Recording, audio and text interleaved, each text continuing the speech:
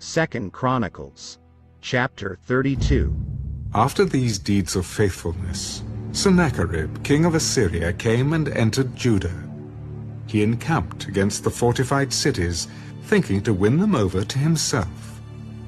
And when Hezekiah saw that Sennacherib had come, and that his purpose was to make war against Jerusalem, he consulted with his leaders and commanders to stop the water from the springs which were outside the city. And they helped him. Thus many people gathered together, who stopped all the springs and the brook that ran through the land.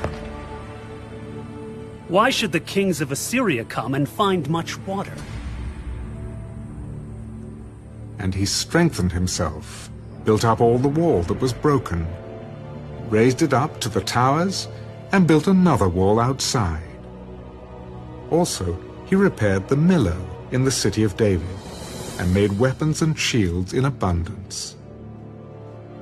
Then he set military captains over the people, gathered them together to him in the open square of the city gate, and gave them encouragement. Be strong and courageous. Do not be afraid nor dismayed before the king of Assyria, nor before all the multitude that is with him. For there are more with us than with him. With him is an arm of flesh, but with us is the Lord our God to help us and to fight our battles. And the people were strengthened by the words of Hezekiah, king of Judah. After this, Sennacherib, king of Assyria, sent his servants to Jerusalem. But he and all the forces with him laid siege against Lachish, to Hezekiah, king of Judah, and to all Judah who were in Jerusalem.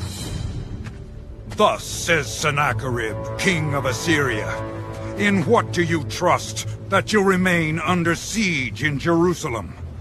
Does not Hezekiah persuade you to give yourselves over to die by famine and by thirst, saying, the Lord our God will deliver us from the hand of the king of Assyria? Has not the same Hezekiah taken away his high places and his altars, and commanded Judah and Jerusalem, saying, you shall worship before one altar and burn incense on it? Do you not know what I and my fathers have done to all the peoples of other lands? Were the gods of the nations of those lands in any way able to deliver their lands out of my hand? Who was there among all the gods of those nations that my fathers utterly destroyed, that could deliver his people from my hand, that your God should be able to deliver you from my hand?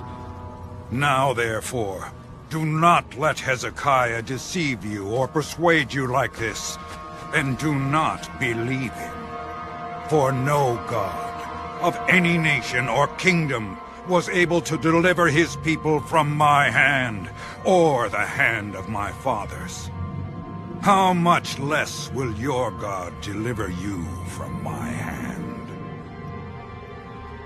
Furthermore, his servants spoke against the Lord God and against his servant Hezekiah. He also wrote letters to revile the Lord God of Israel and to speak against him.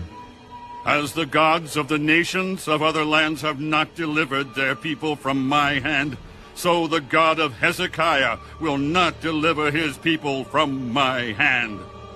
Then they called out with a loud voice in Hebrew to the people of Jerusalem who were on the wall, to frighten them and trouble them, that they might take the city. And they spoke against the God of Jerusalem, as against the gods of the people of the earth, the work of men's hands. Now because of this, King Hezekiah and the prophet Isaiah, the son of Amos, prayed